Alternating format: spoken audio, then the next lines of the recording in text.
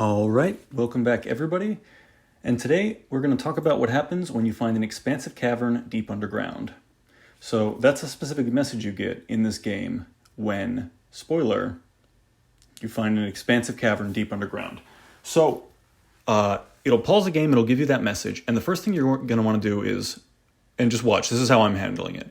So isolate where the breach was made, and you can see that right there, right where the mouse is on the screen, right there, that's the breach. That's the official where we pop the bubble of this cavern environment. And it is an ecosystem. It's actually going to affect the rest of your fortress because the plant life is going to now leave spores. Everything upstairs is going to change for the better. You're going to have more diverse and useful plant life usually, but there's also going to be creatures that will sneak in, and this is also a source of forgotten beasts if you have enemies enabled. So it can be very dangerous. But the first thing you're going to want to do is establish a safe, easy ingress to the cave itself. And that's what I'm doing. So a lot of times when you pop the bubble, get the announcement for this cavern, you're going to have to find a way to make like a stairway or some, ramps. I'm doing ramps in this case, down into the cavern such that they can colonize the surface. And what you're looking at here is big mushroom trees, which are pretty standard fare. That's basically how the trees in caverns work, is they're giant mushrooms. And there's all kinds of stuff down there. There's good hunting, there's good fishing in a lot of cases. This can totally empower your economy in every way. It'll give you more stuff to farm with, more random fruit to gather, because again, like the spore plants are going to now infest your in your fortress, your cavern, from the cavern. And so it's just going to give you more options. So, one thing I want to talk about, and this is a very, very useful tool that you would not guess or learn from the tutorial.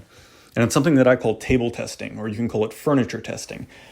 And so if you're having trouble visualizing whether dwarves can actually safely come and go from an area, and that's a puzzle that will happen with caverns or anytime you break into something, what you can do is go press B, then press F, I believe. If this is wrong, I apologize, but B, F, and then T is for table, R is for chair, B is for bed. Actually, I'm sure that's right now because I can check with those. So for a bed, it's BFB.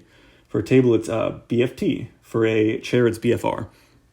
And just try to place one in a place where you're like, I think my dwarves can go there. And if they can, then the bed or the table or the chair will place. It'll place without an error because the dwarves... the game just checked and they're like, can I send a dwarf there? Yes, I can. Great.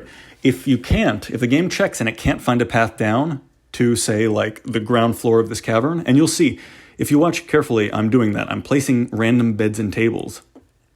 And it's not because I want beds and tables down there. It's because it's a sensor, it's a tester.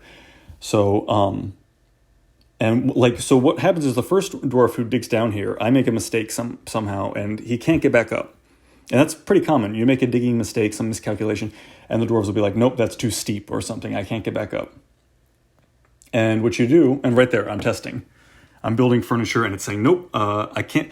The error message the game will give you is that it will say that no access to a table or chair. It's basically saying, I'm checking if there's a path from a piece of furniture in one of your stockpiles, and so you have to have beds, obviously, tables or chairs, whatever you're using. But you have to, if you have one in the stockpile, and the dwarves can get to it, it'll place. Oh, that's another thing. I'm putting cage traps around the entrance. That just creates kind of like a one-way flow because there are, depending on your difficulty levels, there are weird monsters and creatures and things that'll come up and cause trouble if you don't look out for it. It is, I'll reiterate, it's an ecosystem. And that is now kind of merged with your fortress, so you have to deal with it. So cage traps are a great way to do that, to keep things from invading. Most things. You're definitely going to want to have your military strong if you have enemies enabled because forgotten beasts can come from here. And then, use the furniture testing, the table testing, to make sure that your dwarves can get down to the deepest parts of the cave. And then it just becomes new, nice, it's like above ground land where it's like fertile and you can grow things and you can hunt things. It's like, fertile wildlife, but it never gets rained on. And it's private. If you can lock it down, if you can, handle the savagery of the wildlife there, it's just yours to use however you like. Okay, just realized I might have been a little out of sync on that video. If earlier when I was like right there and it wasn't synced up, I apologize. But I do have 2 more minutes, so let me just talk about, table testing, furniture testing. That's exactly what I'm doing here. We're just digging down, and the reason we're digging down through a wall or through a column of rock as much as possible is because that makes it easier to close off the entryway, put cage traps, and bottleneck any wildlife that might be coming up. And right now we're doing kind of like a rescue mission. We're having this miner who dug down too far and is now trapped, as we've confirmed with table testing. We're having him dig up. Well, we have the rest of the fortress dig down to meet him, and we do save him. Don't worry, spoiler alert. Yeah, I saved this as Spelunking going well. And yeah, we get everybody up, and your celebration once you've actually gotten down there is you can have tables and chairs and beds right on the cavern floor. And yeah, your dwarves can just start living down there, enjoying. Again, it's like a private outdoor area, as long as you can handle the wildlife. And if you've watched my videos, you know I handle that with cage traps and with my squads. I'll make more videos about how to do that. Thank you for watching.